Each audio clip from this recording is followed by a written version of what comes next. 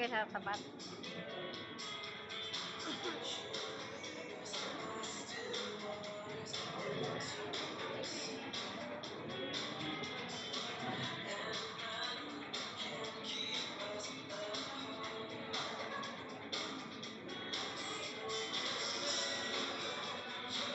Walang pagkain. Mamaya,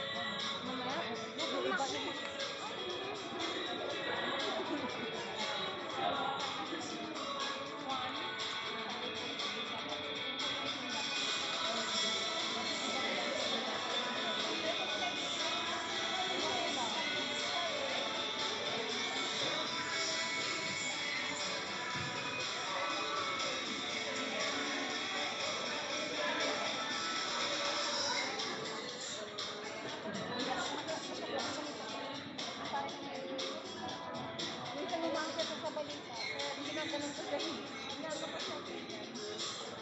Ang pahilot eh. Nahihilot ako. Yung patawad ko. Paano ay naabot. Ay yung mga naabot ko.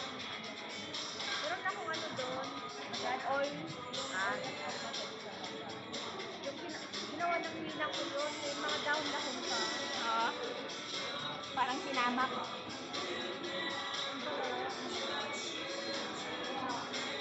Ayan. Natuwad pa yung kape ko.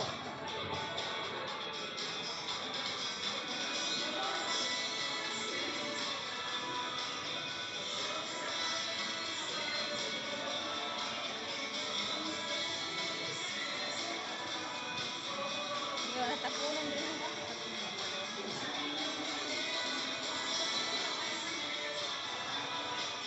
Yun, Grace! May kape ka ba? Bawi lang din kape.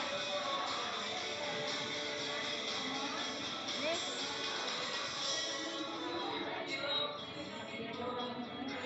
Oo. Oh, magdala-dala sa mga sirena.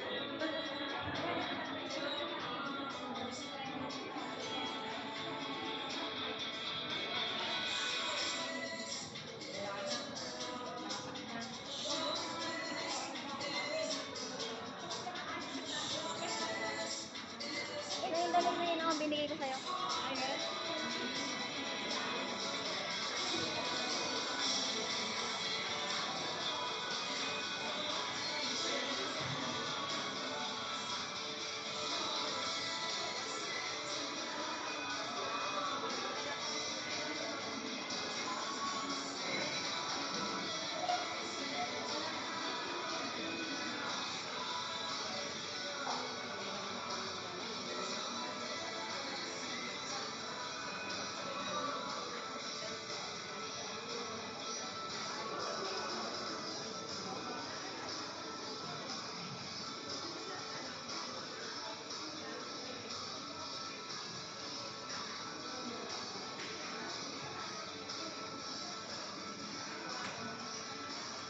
Sinta ko niyan.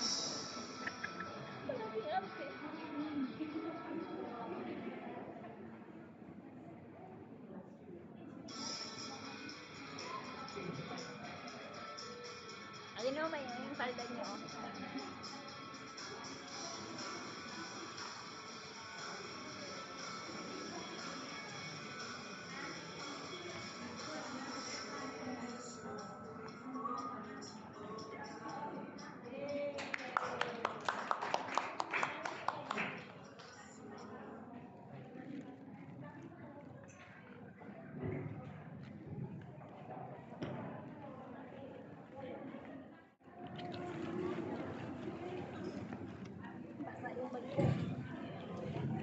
Amen po, nakakatuwa po panuorin yung mga old photos po natin para hindi natin marating ang 16 years.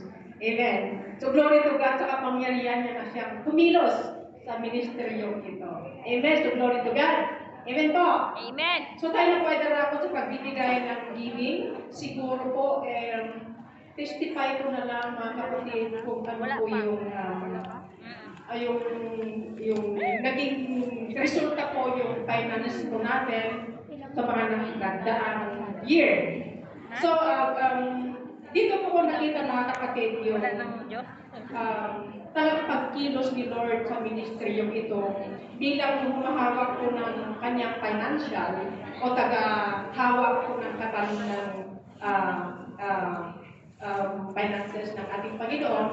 Dito ko po naranasan o tinuruan ni Lord kung paano po siya o paano po ako magtiwala sa kanya katulad ng ating team kanina. Na-bless po ako sa message ni Pastora na sa una pa lang mga kapatid, siguro mga 2010 po ako nagsimula na naging auditor. Pagkatapos naging auditor, naging secretary. Naging treasurer. Sorry. So, magmula nun mga kapatid, nagkaroon po ng maraming taon po mga kapatid na naging negative. Naging negative po, sinubok po kami ng Panginoon sa oras ng pandemic. Nagkaroon na ng negative, nagka-pandemic. Pagkatapos ng pandemic, nagkasakit ang aming pastora na hindi po namin alam kung saan kami kukuha that time. Kasi nga yung oras na yun, ang pwede lang mag-gather, 2, 3. Ang hirap po mag-gather po noon ng finances po namin. So dito ko po nakita na ang Diyos yung kumilos sa ministeryo ito, hindi ang tao. Tinuruan niya kami magdepende sa Kanya, katulad ng ating team, na ang Diyos ay maaasahan sa oras ng kahirapan. Dito po ako natuto bilang tagahawak ng yaman ni Lord na matuto magdepende o magtiwala sa Lord, hindi sa tao. Amen? So, nasaksihan ko po yan at lagi po nakikita ni Pastora sa sinisentong report kay Pastora natin na mayroon na tayong negative. Nagkaroon pa ng pandemic. Nagkasakit pa ang ating Pastora. Siguro, sa oras na yun, sa oras ng circumstances, dito po ako natuto mga kapatid na huwag natin takbuhan. Bakos yakapin po natin at magiging matatag sa ating pananampalataya. Sapagkat tinuruan po tayo ng ating Panginoon sa kasama kong mga leaders na maging matatag sa ating pananampalataya, dependent, totally, completely to God. Katulad ng ating napakinggan. So praise God po. Dahil sa inyo na hindi walang sawang sumuporta sa ministeryong ito at hindi iniwan ang ating pastora. Si Pastora noon parang hipan mo lang yan, matuong ka na. Sobrang kaya niya noon. So siguro, pag nakita niyo yung sitwasyon niya noon, matatakot po kayo. Praise God. We have God. We have God. Kasama natin ang Panginoon. So ngayon, nakikita natin that God is faithful to His promise. Ngayon mga kapatid, yung negative na yung mga kapatid, glory to God na honest na Panginoon. Dahil po sa inyong patuloy na pagsuporta at sa prayer ng ating President sa ating mga kapatiran.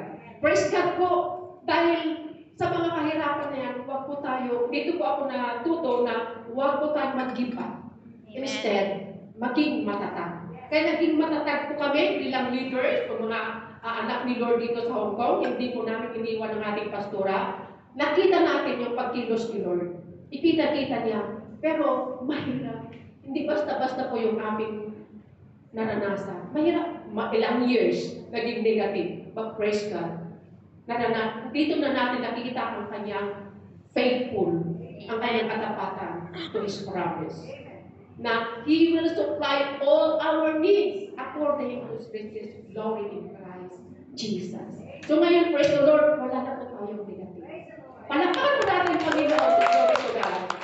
Amen. Dahil nandiyan kayo na sumusuporta sa gawain ni Lord. Amen? So praise the Lord. So handa na po tayo magbigay. Amen. So tayo na po magbigay mga kapatid. At hinihiling ko kay Pastor Jackie, paki-prayer po yung ating. Okay, let's all stand up and let's lift up our giving to our Lord. Hallelujah.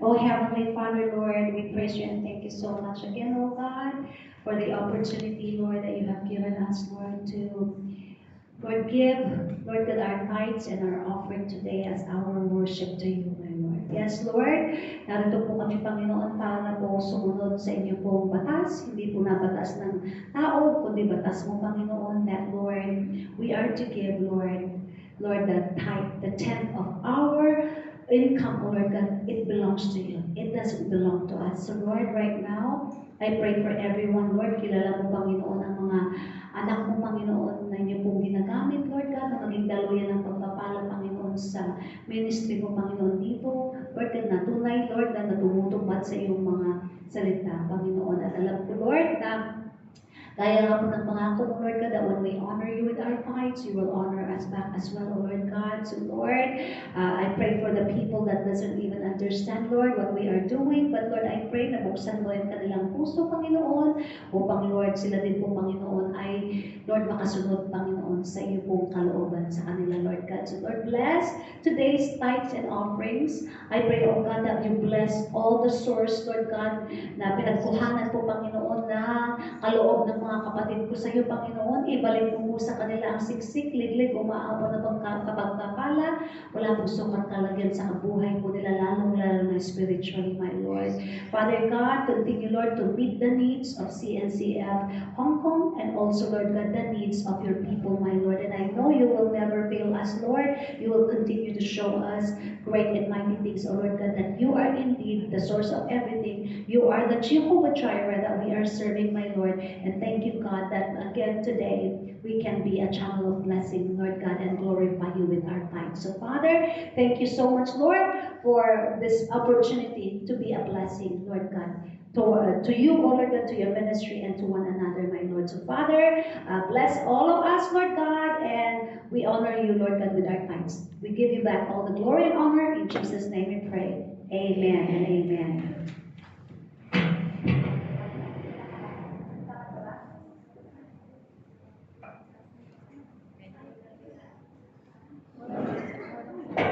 Wala bang oh, I love you or love you, di pala? Wala bang kakanta ng giving? Ay, mag-perform pala sila. Inaantay pala nila bago kami pumunta. O sige na, perform na kayo.